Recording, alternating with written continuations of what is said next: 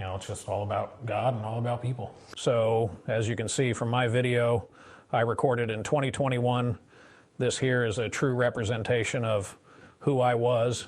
This is an AI-generated video of Chris Pelkey, who was killed during a 2021 road rage incident. It was played at the sentencing of the man who was found guilty of manslaughter in his death.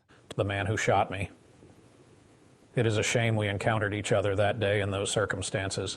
But the use of the technology brings up significant judicial questions, including whether it should be used to sway a judge's sentencing decision. When people see something and they hear it, even if they know that it's generated, it's not what actually occurred, it has then changed their thought process in a way. Prosecutors in the case asked for 9.5 years for the manslaughter charge. The judge gave 10.5 years. Roughly a month prior, shut that off. A plaintiff in a different hearing submitted an AI-generated video for his case in a New York court. May it please the court.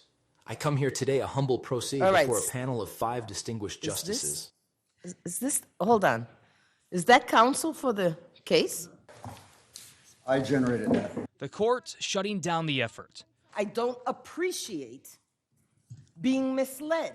But Duke Law professor Paul Grimm says this is just the beginning. Maybe now we've got an ankle in the water as well as a toe. 5 years from now, I think that this will be well established in certain parameters. Grimm there is suggesting that courts in the future could say it's okay to use AI this way, but not that way. For example, the AI video of the victim that you saw, that was not evidence. It wasn't presented to a jury in a trial. It was only shown after the jury had reached a verdict. And Grimm says that's important context, that it was limited, because if it was used in a jury trial, it would have likely been inadmissible. In Washington, for City News, I'm Brian Abel.